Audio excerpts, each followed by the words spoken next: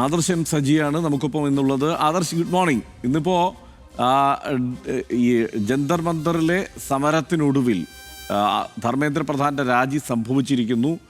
ഭയത്തിനുമേൽ ഇന്ത്യയിലെ യുവത നേടിയ വിജയം എന്ന നിലയ്ക്കാണ് അതിനെ പൊതുവെ വിലയിരുത്തപ്പെട്ടത്. അത് ആ നിലയ്ക്കാണ് ചർച്ച ചെയ്യപ്പെട്ടത് ആദ്യഘട്ടത്തിൽ തന്നെ.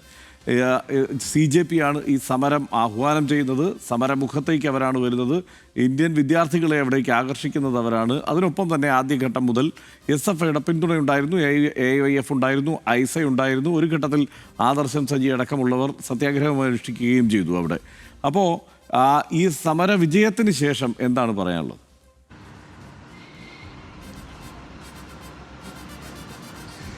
ഇന്ത്യൻ ഹിറ്റ്ലർ ഇന്ത്യയിലെ വിദ്യാർത്ഥികളുടെ സമരത്തിൻ്റെ പോരാട്ടത്തിന് മുന്നിൽ പരാജയപ്പെട്ടു കീഴടങ്ങിയിരിക്കുന്നു എന്നുള്ളതാണ്.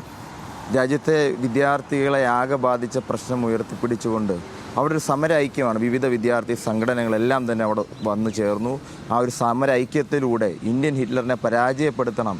നരേന്ദ്രമോദി എന്ന ഈ രാജ്യത്തെ കഴിഞ്ഞ 12 വർഷത്തിനിടയിൽ വിദ്യാർത്ഥികളെ ദുരിതാനുഭവങ്ങളിലേക്ക് നയിച്ച, യുവാക്കളെ ദുരനുഭവങ്ങളിലേക്ക് നയിച്ച് അദ്ദേഹത്തിൻ്റെ ഏറ്റവും വിശ്വസ്തനായിട്ടുള്ള ധർമ്മേന്ദ്ര പ്രധാൻ്റെ രാജി ഉൾപ്പെടെ ആവശ്യപ്പെട്ടുകൊണ്ടായിരുന്നു ആ സമരം.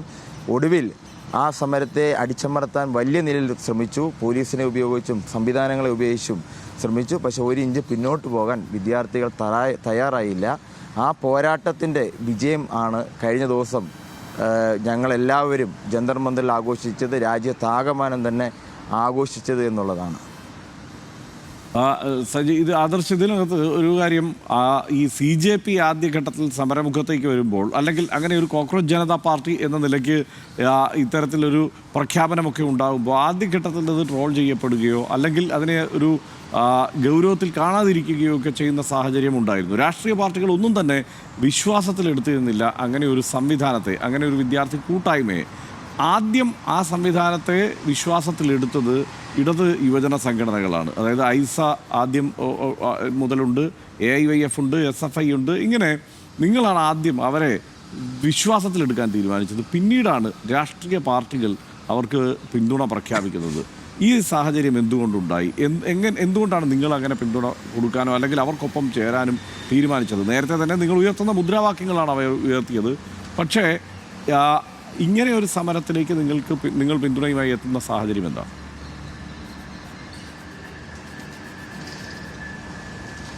അതായത് നീറ്റ് പരീക്ഷാ പേപ്പർ ചോർന്നതിൻ്റെ ഭാഗമായി നീറ്റ് പരീക്ഷ റദ്ദ് ചെയ്തു മെയ് മാസം 12-ാം തീയതി. അന്നേ ദിവസം ആദ്യമായി ധർമ്മേന്ദ്ര പ്രധാൻ്റെ രാജി ആവശ്യപ്പെട്ടുകൊണ്ട് ധർമ്മേന്ദ്ര പ്രധാൻ്റെ ഓഫീസിലേക്ക്, ശാസ്ത്രി ഭവനിലേക്ക് സമരം നടത്തിയ വിദ്യാർത്ഥി സംഘടനയാണ് SFI. 50ഓളം വിദ്യാർത്ഥികളെയാണ് അന്ന് അറസ്റ്റ് ചെയ്ത് ക്രൂരമായി മർദ്ദിക്കുന്ന ഒരു സാഹചര്യം ഡൽഹി പോലീസിൻ്റെ ഭാഗത്തുനിന്നുണ്ടായത്. തുടർന്നാണ് CJPയുമായി ബന്ധപ്പെട്ടുകൊണ്ട് ഈ ഒരു മൂവ്മെൻറ്റിൻ്റെ ഭാഗമായി അവർ കടന്നു വരുന്നത്. ആ ഘട്ടത്തിൽ തന്നെ ഞങ്ങൾ ഇതൊരു രാഷ്ട്രീയ പാർട്ടി അല്ല, ഒരു മൂവ്മെൻറ്റിൻ്റെ ഭാഗമായി ഉണ്ടായതാണ്. അവർ ഇതിനകത്ത് ഉയർത്തിപ്പിടിക്കുന്നത് നീറ്റ് ക്രമക്കേടുകൾ, അതുമായി ബന്ധപ്പെട്ടുകൊണ്ട് ഈ സർക്കാരിനെ അക്കൗണ്ടബിൾ ആക്കുക. അപ്പോൾ അതൊരു പൊതുമുദ്രാവാക്യമാണ്.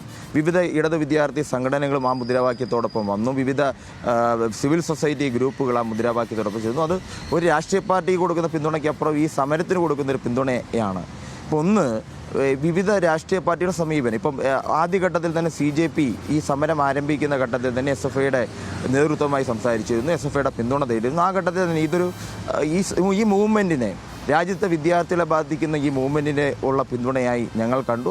ആദ്യഘട്ടത്തിൽ തന്നെ ഞങ്ങൾ അവരോടൊപ്പം, ആ സമരത്തോടൊപ്പം ഒറ്റക്കെട്ടായി ഇടത് വിദ്യാർത്ഥി സംഘടന എല്ലാം തന്നെ ഉണ്ടായിരുന്നു. അതോടൊപ്പം തന്നെ ഇപ്പോൾ എല്ലാ രാഷ്ട്രീയ പാർട്ടികളും സംശയത്തോട് നോക്കിക്കണ്ടു എന്ന് പറയാൻ വേണ്ടി സാധിക്കില്ല. ഇപ്പം ആദ്യ ദിവസം തന്നെ, ഈ സമരം ആരംഭിച്ച ആദ്യ ദിവസം തന്നെ CPMൻ്റെ ജനറൽ സെക്രട്ടറി സഖാവ് MA ബേബി, CPMൻ്റെ മുതിർന്ന നേതാവ് ബൃന്ദ കാരാട്ട്, നമ്മുടെ കേരളത്തിൽ നിന്നുള്ള, അതോടൊപ്പം തന്നെ CPMൻ്റെ MPമാർ എല്ലാം തന്നെ ആ ഐക്യദാർഢ്യവുമായി ബന്ധപ്പെട്ട് വന്നു. CPIയുടെ നേതാക്കന്മാർ D രാജ ഉൾപ്പെടെയുള്ള നേതാക്കന്മാർ വന്നു, MPമാർ ഉൾപ്പെടെ വന്നു, CPMൻ്റെ നേതൃത്വം വന്നു. അങ്ങനെ എല്ലാ രാഷ്ട്രീയ പാർട്ടികളും മുഖം തിരിഞ്ഞ് നിന്നതായി നമുക്ക് കാണേണ്ടതില്ല. പക്ഷേ രാജ്യത്തെ പ്രധാനപ്പെട്ട പ്രതിപക്ഷ പാർട്ടി എന്ന് അവകാശപ്പെടുന്ന കോൺഗ്രസ് പാർട്ടി, അവരുടെ സാന്നിധ്യം ഞങ്ങൾ കുറച്ചധികമായി പ്രതീക്ഷിച്ചു. ഇന്ത്യയുടെ പ്രതിപക്ഷ നേതാവ് അവിടെ വരുമെന്ന് ഞങ്ങൾ പ്രതീക്ഷിച്ചു, വന്നില്ല. അവർ സമരം നടത്തട്ടെ, അതിനെല്ലാം തന്നെ സ്വാഗതം ചെയ്യുകയാണ്. പക്ഷേ ഈ ഒരു സമരവുമായി ബന്ധപ്പെട്ടുകൊണ്ട് ഉയർത്തിപ്പിടിക്കുന്ന മുദ്രാവാക്യം ആവശ്യങ്ങൾ അതൊരു ജെന്യുവിനായിട്ടുള്ള ആവശ്യമാണ്.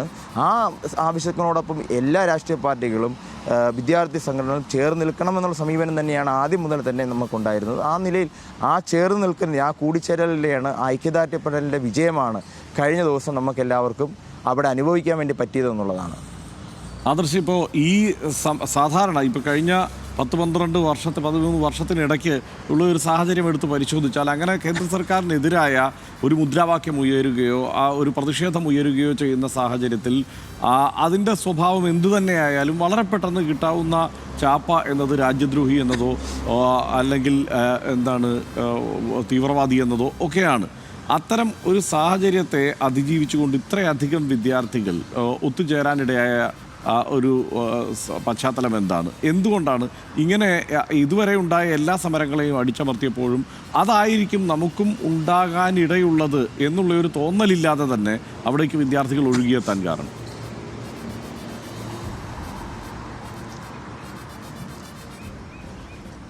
ഇന്ന് കഴിഞ്ഞ ദിവസം രാജിവെച്ച ധർമ്മേന്ദ്ര പ്രധാൻ ഈ സമരത്തെ അഭിസംബോധന ചെയ്തത് തീവ്രവാദികളുടെ 2ാം ഗ്രൂപ്പുകൾ നടത്തുന്ന സമരമെന്നാണ്. അതായത് തീവ്രവാദികളുടെ ബി ടീം നടത്തുന്ന സമരമെന്നാണ്.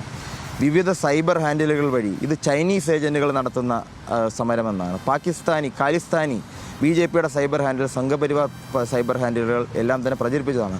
പക്ഷേ വിദ്യാർത്ഥികളുടെ സമരവീര്യത്തെ ഇത്തരത്തിലുള്ള ആക്ഷേപം കൊണ്ടൊന്നും തകർക്കാൻ അവർക്ക് കഴിഞ്ഞില്ല. എത്തൊക്കെ ആക്ഷേപങ്ങൾ അവർ ചൊരിയട്ടെ, അത് ഈ സമരത്തെ ഭയക്കുന്നത് കൊണ്ടാണ്.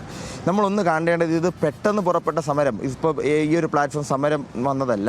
അതിനപ്പുറത്തേക്ക് കഴിഞ്ഞ 12 വർഷത്തെ ഈ BJP ഭരണം കൊണ്ട് അതിൻ്റെ ദുരനുഭവങ്ങൾ കാരണം അനുഭവിച്ച ജനങ്ങളൊരു ഐക്യം കൂടിയാണ് അവിടെ വന്നത് എന്നുള്ളതാണ്. ഇതിപ്പോൾ ഒരു ദിവസം മാത്രം ഉണ്ടായിരുന്നതിനപ്പുറത്തേക്ക് കഴിഞ്ഞ 12 വർഷത്തെ ദുരനുഭവങ്ങളുടെ പ്രതിഫലനം കൂടിയാണ്. അതുകൊണ്ടാണ് ഈ സമരം ഇത്ര നിലയിൽ രാജ്യത്തെ ജനങ്ങളാകെ ഇത് ഏറ്റെടുക്കാൻ വേണ്ടി വന്നത്. ഇവിടെ പറഞ്ഞല്ലോ, ഇപ്പോൾ ചാപ്പ കുത്താൻ വേണ്ടിയുള്ള ശ്രമം നടന്നു. ഇപ്പോൾ പ്രധാനപ്പെട്ട ഒരു മാധ്യമമാണ് റിപ്പബ്ലിക് TV. അത് ചൈനീസ് ഏജൻ്റ് എന്നാണ്.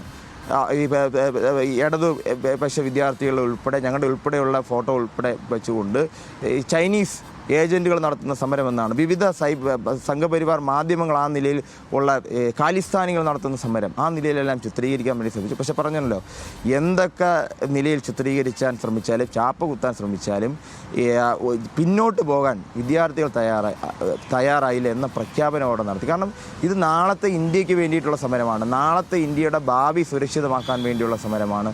നാളത്തെ ഇന്ത്യയുടെ തലമുറകളുടെ വിദ്യാഭ്യാസത്തിന് വേണ്ടിയുള്ള സമരമാണ്. ആ സമരത്തെ ഏതൊക്കെ നിലയിൽ അടിച്ചമർത്താൻ ശ്രമിച്ചാൽ ഇന്ത്യൻ ജനത ഈ സമരത്തോടൊപ്പം ഉണ്ട് എന്നുള്ള പ്രഖ്യാപനം കൂടിയാണ്. ഇപ്പോൾ ഇത് ജന്തർ മന്തർ മാത്രമല്ല, രാജ്യത്തെ ജനങ്ങളാകമാനം തന്നെ വിവിധ സംസ്ഥാനങ്ങളിൽ ഇതിന് ഐക്യദാർഢ്യം അതെല്ലാം കൂടെ കൊണ്ടാണ് ധർമ്മേന്ദ്ര പ്രധാൻ ഈ സമരത്തിന് മുന്നിൽ മുട്ടുമടക്കേണ്ടതായിട്ട് വന്നത്. ഇന്ത്യൻ ഹിറ്റ്ലറിന് ഈ സമരത്തിൻ്റെ മുന്നിൽ അടിയറവ് പറയേണ്ടി വന്നത്.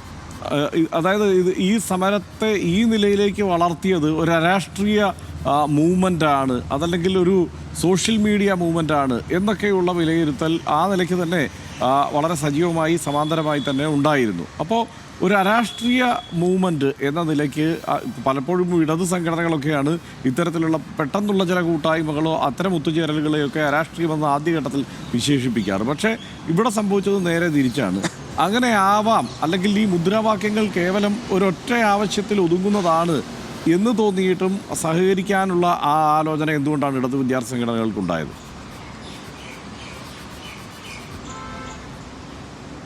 ഇതൊരു അരാഷ്ട്രീയ മൂവ്മെൻ്റ് അല്ല എന്നുള്ളത് തന്നെയാണ്. ഇവിടെ രാഷ്ട്രീയമാണല്ലോ സംസാരിച്ചത്. രാജ്യത്തെ വിദ്യാർത്ഥികളുടെ പ്രശ്നം അത് ഉയർത്തിക്കാണിക്കുന്നത് രാഷ്ട്രീയമാണ്. രാജ്യത്തെ വിദ്യാർത്ഥികൾ കഴിഞ്ഞ 12 വർഷത്തിൻ്റെ അനുഭവിച്ച ദുരിതങ്ങൾ അത് രാഷ്ട്രീയമാണ്. നീറ്റ് പരീക്ഷയുമായി ക്രമക്കേടുകളുമായി ബന്ധപ്പെട്ടുകൊണ്ട് ദുരിതത്തിൽ അകപ്പെട്ടത് 22 ലക്ഷത്തോളം വരുന്ന വിദ്യാർത്ഥികളാണ്, 22 ലക്ഷത്തോളം വരുന്ന കുടുംബങ്ങളാണ്. CBSE പരീക്ഷാ ക്രമക്കേടുകളുമായി ബന്ധപ്പെട്ടുകൊണ്ട് ദുരിതത്തിൽ അനുഭവിച്ച 16 ലക്ഷത്തിലധികം വരുന്ന വിദ്യാർത്ഥികളാണ്, 16 ലക്ഷത്തിലധികം വരുന്ന കുടുംബങ്ങളാണ് ഇതിൻ്റെ ദുരിതം അനുഭവിച്ചത്.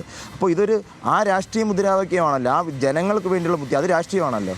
ഇത് അരാഷ്ട്രീയമാക്കി മാറ്റാൻ വേണ്ടി പലരും ചിത്രീകരിക്കുമ്പോൾ ഇത് രാഷ്ട്രീയ മുദ്രാവാക്യമാണ്. അതുകൊണ്ട് തന്നെയാണല്ലോ ഇടത് വിദ്യാർത്ഥി സംഘടനകൾ, SFI ഉൾപ്പെട്ട സംഘടനകൾ ഈ സമരത്തോടൊപ്പം ചേർന്ന് നിന്ന് അതിൻ്റെ മുന്നണി പോരാളികളായി ആ സമര വിജയത്തിലേക്ക് എത്തിക്കാൻ വേണ്ടി സാധിച്ചത്. ഇപ്പോൾ പലരും ജൻസികൾക്ക് രാഷ്ട്രീയമില്ല, അല്ലെങ്കിൽ ഈ സമരം അരാഷ്ട്രീയ സംഘടന നടത്തുന്ന സമരമാണ് എന്ന് ചിത്രീകരിക്കാൻ ശ്രമിക്കുന്നുണ്ട്. അതല്ല, ഇത് ഇവിടെ ഇന്ത്യയുടെ ജനതയ്ക്ക് വേണ്ടിയുള്ള രാഷ്ട്രീയമാണ് ഈ സമരം ഉയർത്തിയത്.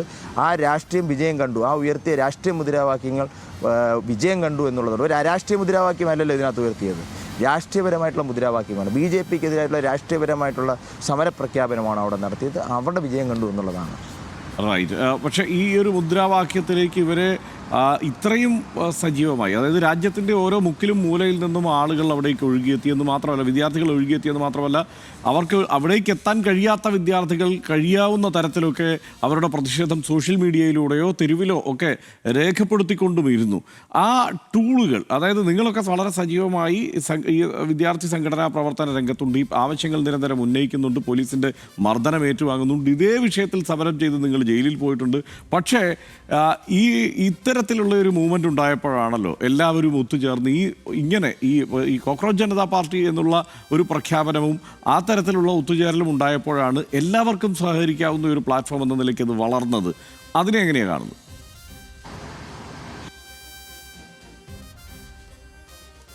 അതൊരു പോസിറ്റീവായിട്ട് തന്നെയാണ് കാണേണ്ടത്. ഇതിപ്പം കോക്രോച്ച് ജനതാ പാർട്ടി എന്ന രൂപത്തിൽ മാത്രമല്ല, ഇതൊരു എത്രയോ വിദ്യാർത്ഥി സംഘടനകളാണ്. ഇപ്പോൾ ഇടത് വിദ്യാർത്ഥി സംഘടനകളായിട്ടുള്ള ASF, ഐസ ഉൾപ്പെടെയുള്ളവർ ഈ സമരത്തോടൊപ്പം ഉണ്ടായിരുന്നു. SFI ആദ്യം മുതൽ തന്നെ ഈ സമരത്തോടൊപ്പം ഉണ്ട്. വിവിധ മറ്റ് ഇടത് വിദ്യാർത്ഥി സംഘടനകൾ ഇതിനോടൊപ്പം ഉണ്ടായിരുന്നു. അപ്പോൾ ഇതൊരു കൂട്ടായ്മയുടെ വിജയം എന്ന നിലയിൽ തന്നെയാണ് നമ്മൾ കാണേണ്ടത്. അപ്പോൾ ഇതിനകത്ത് പുതിയ തലമുറയെ ഈ നവമാധ്യമങ്ങളുടെ സാധ്യതകളെല്ലാം കൂടി ഉപയോഗിക്കും. ഇപ്പോൾ ഒരു സമരത്തിന് തെരുവിൽ വരുന്നതിനപ്പുറത്തേക്ക് ആ സമരത്തിന് അപ്പുറത്തേക്ക് ഓരോരുത്തരുടെയും മൊബൈൽ ഫോണുകൾ, ഓരോരുത്തരുടെയും സോഷ്യൽ മീഡിയ അക്കൗണ്ടുകൾ എങ്ങനെ സമരകേന്ദ്രമായി മാറി എന്നുള്ളതും കൂടെ ഒരു പ്രതീക്ഷാവഹമായി. ഇപ്പം വിവിധ മാധ്യമങ്ങൾ, മുഖ്യധാരാ മാധ്യമങ്ങളെന്ന് അവകാശപ്പെടുന്ന നാഷണൽ മീഡിയാസ് എല്ലാം തന്നെ ഈ സമരത്തെ അവഗണിച്ചപ്പോഴും ഈ ജെൻസികൾ, അതോടൊപ്പം തന്നെ ഇന്ത്യയിലെ വിദ്യാർത്ഥികൾ, പുതുതലമുറ ഒരു പുതിയ ബദൽ മാർഗം കണ്ടുപിടിച്ചുകൊണ്ട് നവമാധ്യമങ്ങളെ സജീവമാക്കിക്കൊണ്ട് ആ സമരത്തിൻ്റെ കരുത്ത് ആർജിക്കാൻ പറ്റി എന്നുള്ളത് പോസിറ്റീവാണ്. ഇതൊരു പൊതുവായിട്ടുള്ളൊരു പോസിറ്റീവ് മെസ്സേജാണ് കൊടുക്കുന്നത്. ആ രാഷ്ട്രീയത്തിലേക്ക് കടന്നു വരാൻ വേണ്ടി, ഈ മുദ്രാവാക്യങ്ങളുടെ ഭാഗമാകാൻ വേണ്ടി വിദ്യാർത്ഥികളെ എത്തിക്കുക എന്നുള്ളത് ഒരു വലിയ ബ്രോഡർ വ്യൂ ഈ സമരത്തിന് ഉണ്ടായി എന്നുള്ളത് തന്നെയാണ്. ഈ നവമാധ്യമങ്ങളുടെ സഹായവും പുതിയ തലമുറ ഉപയോഗിക്കുന്ന പുതിയ തലമുറ വിദ്യാർത്ഥികൾ ഉപയോഗിക്കുന്ന ജെൻസികളെന്ന് നമ്മൾ പറയുന്ന ആ വിദ്യാർത്ഥികൾ ഉപയോഗിക്കുന്ന ഈ സംവിധാനങ്ങളെല്ലാം നമുക്കിതിനകത്ത് പ്രയോജനപ്പെടുത്താൻ പറ്റി എന്നുള്ളത് പോസിറ്റീവാണ്. വിദ്യാർത്ഥി സംഘടന എന്ന നിലയിൽ SFIയും ഈ പറയുന്നത് പോലെ ഈ പുതിയ തലമുറയിൽ കൂടുതൽ വിദ്യാർത്ഥികളെ ആകർഷിക്കുന്നതുമായി ബന്ധപ്പെട്ടുകൊണ്ട് ഈ സമര മുദ്രാവാക്യങ്ങളിലേക്ക് എത്തിക്കുന്നതുമായി ബന്ധപ്പെട്ടുകൊണ്ടുള്ള കാര്യങ്ങൾ തുടർന്ന ദിവസങ്ങളിൽ ശക്തമായി നമ്മളത് മുന്നോട്ട് കൊണ്ടുപോകും തന്നെ എന്നുള്ളത്. ആദർശ്, ഒരു ഔപചാരികമായ ഏകോപനം ഈ ഇടത് വിദ്യാർത്ഥി സംഘടനകളുടെ സഹകരണത്തിൽ CJPയുമായി ഉണ്ടായിരുന്നോ?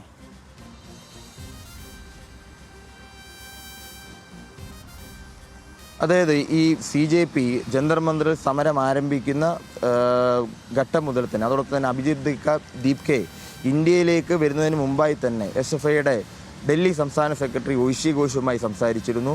അതിനകത്ത് ഈ സമരവുമായി ബന്ധപ്പെട്ടുകൊണ്ട് SFIയുടെ പിന്തുണ അതുമായി ബന്ധപ്പെട്ടുകൊണ്ട് അഭ്യർത്ഥിച്ചിരുന്നു.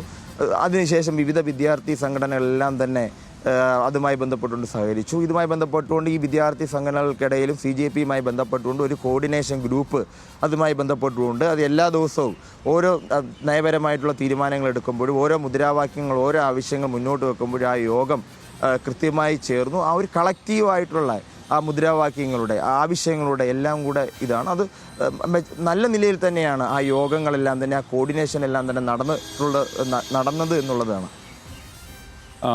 ഇപ്പോൾ നേരത്തെ ആദർശ് പറഞ്ഞു, ഈ MA ബേബി അവിടെ സന്ദർശിച്ചതിന് ശേഷമാണ് MA ബേബിയെ ചൈനീസ് ചാരൻ എന്ന് മുദ്ര കുത്തിക്കൊണ്ട് റിപ്പബ്ലിക് TV ഇങ്ങനെ നിരന്തരം ബേബിക്ക് ചുറ്റും വട്ടമൊക്കെ ഇട്ട് ഇങ്ങനെ നിരന്തരം കാണിച്ചുകൊണ്ടിരുന്നത്. അപ്പോൾ നേരിട്ട് ഇത്തരം ആരോപണങ്ങളിലേക്കൊക്കെ പോകാനും അവിടെ വന്നു ചേർന്നിരിക്കുന്ന വിദ്യാർത്ഥികളൊക്കെ ആ നിലയ്ക്ക് ചൈനീസ് ചാരന്മാരുടെ പിന്തുണക്കാരാണ് എന്നുള്ള മട്ടിൽ, അല്ലെങ്കിൽ രാജ്യദ്രോഹികളാണ് എന്ന മട്ടിൽ അവതരിപ്പിക്കാനുമൊക്കെ മുഖ്യധാരാ മാധ്യമങ്ങൾ, ഈ പറഞ്ഞ ദേശീയ മാധ്യമങ്ങളെന്ന് വിശേഷിപ്പിക്കപ്പെടുന്ന ഇന്ത്യൻ ഇംഗ്ലീഷ് മാധ്യമങ്ങളൊക്കെ വളരെ സജീവമായി പണിയെടുത്തു. ആദ്യമായി, ചരിത്രത്തിൽ ആദ്യമായി ഈ കഴിഞ്ഞ ഒരു 10-15 വർഷക്കാലത്തിനിടയ്ക്ക് അവരുടെ ഒരു പ്രൊപ്പഗാൻഡ പരാജയപ്പെടുന്നത് കൂടിയാണ് നമ്മളിപ്പോൾ ഈ സമരത്തിലൂടെ കണ്ടത്. അപ്പോൾ ഇതൊരു പുനർവിചിന്തനത്തിന് ഈ മാധ്യമങ്ങളെ പ്രേരിപ്പിക്കുമോ?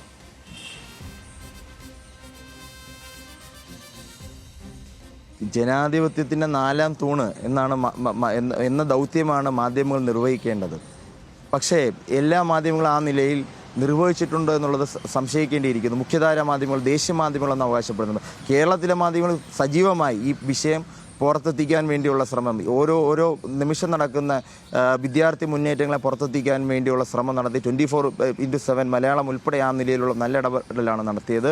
അപ്പോൾ ഇതുമായി ബന്ധപ്പെട്ടുകൊണ്ട് പല മാധ്യമങ്ങളും ഫേക്ക് പ്രൊപ്പഗണ്ടകൾ, അതായത് ഗോദി മീഡിയ, മോദി മീഡിയ, ഈ സമരത്തിൻ്റെ മുന്നേറ്റത്തെ തടയാൻ വേണ്ടിയുള്ള പല ഫേക്ക് ന്യൂസുകൾ ഉൾപ്പെടെ തന്നെ അവർ വന്നപ്പോൾ അതിനെതിരായി ഈ പറഞ്ഞല്ലോ മറ്റ് മാധ്യമ സംവിധാനങ്ങൾ, യൂട്യൂബ് സംവിധാനം, നവമാധ്യമങ്ങളെല്ലാം തന്നെ സജീവമായി വന്നു എന്നുള്ളതാണ്.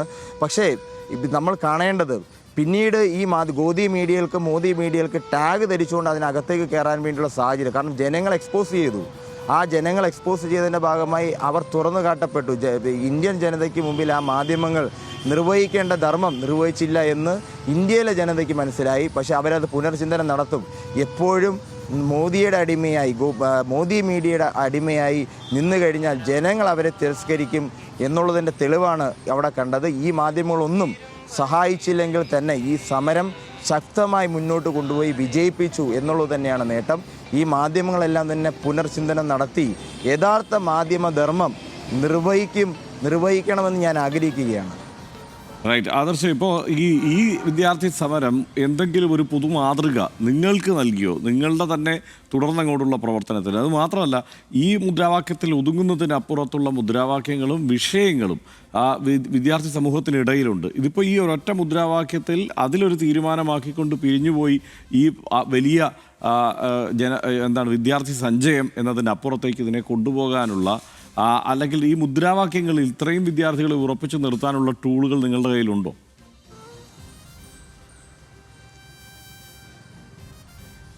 അതായത് ഈ നമ്മുടെ പരീക്ഷാ ക്രമക്കേടുകളുമായി ബന്ധപ്പെട്ടുകൊണ്ട് മെയ് മാസം 12-ാം തീയതിയാണ് നീറ്റ് പരീക്ഷ റദ്ദ് ചെയ്യുന്നത്, എൻട്രൻസ് പരീക്ഷ. ആ 12-ാം തീയതി ധർമ്മേന്ദ്ര പ്രധാൻ്റെ ഓഫീസിലേക്ക്, ഡൽഹിയിലെ ഓഫീസിലേക്ക്, ശാസ്ത്രി ഭവനിലേക്ക് SFI ശക്തമായിട്ടുള്ള സമരം നടത്തി.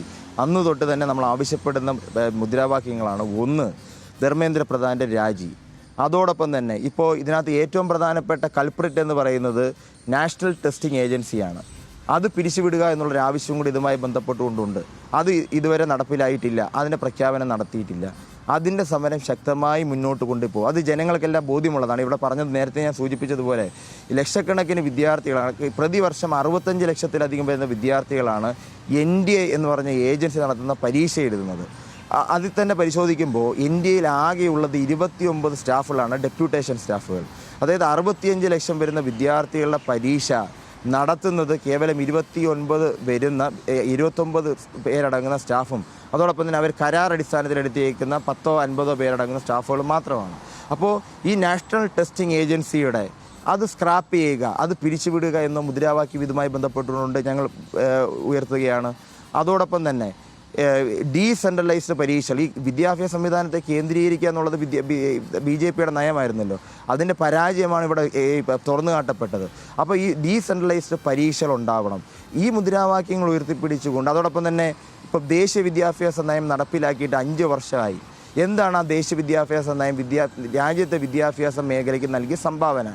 ഇന്ത്യയിൽ 1,20,000 സർക്കാർ സ്കൂളുകൾ പൂട്ടിയതാണ് ഈ ദേശീയ വിദ്യാഭ്യാസ നയം 2020 നൽകിയ സംഭാവന. രാജ്യത്തെ വിദ്യാർത്ഥികളെ പഠന സംവിധാനത്തിൽ നിന്ന് പുറത്താക്കപ്പെട്ടതാണ്. ഏറ്റവും കൂടുതൽ സ്കൂൾ ഡ്രോപ്പ് ഔട്ടുകൾ ഉണ്ടായ കാലഘട്ടമാണിത്. കഴിഞ്ഞ 5 വർഷത്തിനിടയിൽ 65 ലക്ഷത്തിലധികം വരുന്ന വിദ്യാർത്ഥികളാണ് പഠന സംവിധാനത്തിൽ നിന്ന് പുറത്താക്കപ്പെട്ടത്, അത് ഡ്രോപ്പ് ഔട്ട് ആയത്. അതിൽ പകുതിയിലധികം വരുന്നത് വിദ്യാർത്ഥിനികളാണ്, പെൺകുട്ടികളാണ്. ഏറ്റവും കൂടുതൽ വിദ്യാർത്ഥികൾ പഠനം അവസാനിപ്പിച്ച സംസ്ഥാനം ഗുജറാത്താണ്. അപ്പോൾ ആ നിലയിൽ ഈ സമരം ശക്തമായി മുന്നോട്ട് കൊണ്ടുപോയി. ഇപ്പോൾ ധർമ്മേന്ദ്ര പ്രധാൻ്റെ രാജി എന്നതിൽ നിൽക്കുകയല്ല, അതിനപ്പുറത്തേക്ക് NDA പിരിച്ചുവിടണം. ദേശീയ വിദ്യാഭ്യാസ നയം അത് അടിച്ചേൽപ്പിച്ച ദുരനുഭവങ്ങൾ അത് തിരുത്തണം. ഈ ദേശീയ വിദ്യാഭ്യാസ നയം പിൻവലിക്കാൻ ഈ സർക്കാർ തയ്യാറാവണം. ഒരു ഇൻക്ലൂസീവ് പോളിസിയാണ് വേണ്ടത്. NEP എന്നുള്ളത് NEP 2020 BJPയുടെ നയമായിട്ടുള്ള NEP 2020 ഒരു എക്സ്ക്ലൂഷൻ പോളിസിയാണ്. വിദ്യാർത്ഥികളെ പുറന്തള്ളുന്നതിന് വേണ്ടിയുള്ള പോളിസിയാണ്, പുറത്താക്കുന്നതിന് വേണ്ടിയുള്ള പോളിസിയാണ്. അതുമായി ബന്ധപ്പെട്ടുള്ള സമരം ശക്തമായി ഈ വരും ദിവസങ്ങളിൽ രാജ്യവ്യാപകമായി തന്നെ ഉണ്ടാവുമെന്നുള്ളതാണ്. ഇപ്പോൾ ഈ നീറ്റുമായി ബന്ധപ്പെട്ടുകൊണ്ട് ഈ വിഷയങ്ങളുമായി ബന്ധപ്പെട്ടുകൊണ്ട് രാജ്യത്താകമാനം തന്നെ 24-ലധികം സംസ്ഥാനങ്ങളിലാണ് 1000-ലധികം സമര കേന്ദ്രങ്ങളാണ് 24 സംസ്ഥാനങ്ങളിലായി SFIക്ക് സമരത്തെ മുന്നോട്ട് കൊണ്ടുപോകാൻ വേണ്ടി സാധിച്ചത്. ആ സമര കേന്ദ്രങ്ങളിലെല്ലാം ഞങ്ങൾ വെച്ച ഒരു മുദ്രാവാക്യം ധർമ്മേന്ദ്ര പ്രധാൻ്റെ രാജിയും NTA സ്ക്രാപ്പിങ്ങോടൊപ്പം തന്നെ ദേശീയ വിദ്യാഭ്യാസ നയം 2020 പിൻവലിക്കുക എന്നുള്ള മുദ്രാവാക്യം കൂടിയാണ്. ഈ സമരം ശക്തമായി തന്നെ മുന്നോട്ട് പോയിക്കൊണ്ടേയിരിക്കും. ഈ പിൻവലിക്കുന്നത് വരെ രാജ്യത്തെ ഇവിടെ നേരത്തെ സൂചിപ്പിച്ചതുപോലെ വിവിധ വിദ്യാർത്ഥി സംഘടനകളുമായിട്ടുള്ള യോജിപ്പ്, അതോടൊപ്പം തന്നെ CJP ഇതുമായി ബന്ധപ്പെട്ടുകൊണ്ട് തുടർ സമരങ്ങളുമായി ബന്ധപ്പെട്ടുകൊണ്ട് ഈ സംയുക്തമായി ഈ വിഷയങ്ങളുടെ അടിസ്ഥാനത്തിൽ ഏറ്റെടുക്കാൻ തയ്യാറാണെങ്കിൽ അവരുമായി ബന്ധപ്പെട്ടുകൊണ്ട് യോജിച്ചുകൊണ്ട് ഈ സമരം തുടർന്നും ശക്തമായി മുന്നോട്ട് കൊണ്ടുപോകാൻ തന്നെയാണ് ഞങ്ങൾ ആഗ്രഹിക്കുന്നത്, തീരുമാനിച്ചിരിക്കുന്നത്. റൈറ്റ്. ആദർശ്, എന്തായാലും ശക്തമായ സമരമുഖത്ത് തുടരും എന്ന് തന്നെയാണ് പ്രഖ്യാപിച്ചുകൊണ്ട് SFI ഈ സമര വിജയത്തെ ആഘോഷിക്കുന്നത്. ഈ കാര്യത്തിൽ നേരത്തെ സൂചിപ്പിച്ചതുപോലെ എല്ലാ ഇടത് വിദ്യാർത്ഥി സംഘടനകളും ആദ്യഘട്ടം മുതൽ ഈ CJPയുമായി അസോസിയേറ്റ് ചെയ്തു പോയിരുന്നു. അതുകൊണ്ട് തീർച്ചയായും സമര വിജയം നിങ്ങൾക്ക് കൂടി അവകാശപ്പെട്ടതാണ്. എല്ലാ ആശംസകളും തുടർന്നുള്ള പ്രവർത്തനങ്ങൾക്ക്.